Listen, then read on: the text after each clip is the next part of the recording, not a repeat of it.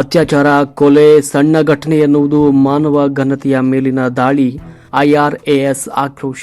ಕೊಪ್ಪಳ ಜಿಲ್ಲೆಯ ಆನೆಗೊಂದಿ ಸಮೀಪದ ವಿದೇಶಿ ಮಹಿಳೆಯ ಮೇಲೆ ನಡೆದ ಅತ್ಯಾಚಾರ ಮತ್ತು ಕೊಲೆ ಪ್ರಕರಣವನ್ನು ಕೊಪ್ಪಳ ಸಂಸದ ರಾಜಶೇಖರ್ ಹಿಟ್ನಾಳ್ ಅವರು ಸಣ್ಣ ಘಟನೆ ಅಂತ ಕರೆದಿರುವುದು ಮಾನವೀಯತೆ ಮತ್ತು ಸಂವಿಧಾನಾತ್ಮಕ ಮೌಲ್ಯಗಳ ಮೇಲಿನ ಭೀಕರ ದಾಳಿಯಾಗಿದೆ ಅಂತ ಮಾಹಿತಿ ಸಂಶೋಧನೆ ಮತ್ತು ಸಲಹಾ ಸೇವೆಗಳ ಸಂಸ್ಥೆ ತೀವ್ರವಾಗಿ ಖಂಡಿಸಿದೆ.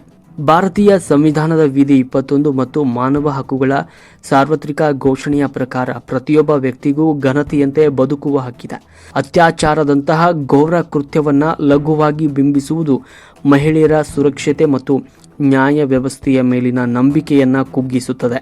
ಸಾಂವಿಧಾನಿಕ ಹುದ್ದೆಯಲ್ಲಿರುವ ಜನಪ್ರತಿನಿಧಿ ಒಬ್ಬರಿಂದ ಇಂತಹ ಅಸಂವೇದನಾಶೀಲ ಹೇಳಿಕೆ ಬಂದಿರುವುದು ಅಪಾಯಕಾರಿ ಪ್ರವೃತ್ತಿ ಅಂತ ಸಂಸ್ಥೆ ಆತಂಕ ವ್ಯಕ್ತಪಡಿಸಿದೆ. ಆಯೋಗಗಳಿಗೆ ದೂರು ಸಲ್ಲಿಕೆ.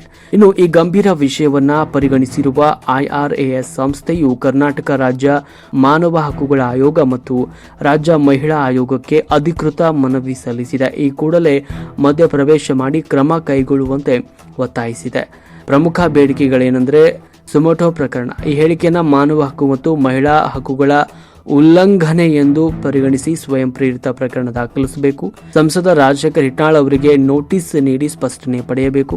ಜನಪ್ರತಿನಿಧಿಗಳು ಮಹಿಳೆಯರ ವಿರುದ್ಧದ ಹಿಂಸಾಚಾರದ ಕುರಿತು ಸಾರ್ವಜನಿಕವಾಗಿ ಇಂತಹ ಬೇಜವಾಬ್ದಾರಿ ಹೇಳಿಕೆ ನೀಡದಂತೆ ಕಟ್ಟುನಿಟ್ಟಿನ ಮಾರ್ಗಸೂಚಿಯನ್ನು ಪ್ರಕಟಿಸಬೇಕು. ಇನ್ನು ಸಂಸದರು ತಮ್ಮ ಹೇಳಿಕೆಗೆ ಸಾರ್ವಜನಿಕವಾಗಿ ಹಾಗೂ ಬೇಷರತ್ತಾಗಿ ಕ್ಷಮೆಯಾಚಿಸುವಂತೆ ನಿರ್ದೇಶಿಸಬೇಕು ಎನ್ನುವಂತಹ ಬೇಡಿಕೆಗಳನ್ನು ಇಟ್ಟಿದೆ.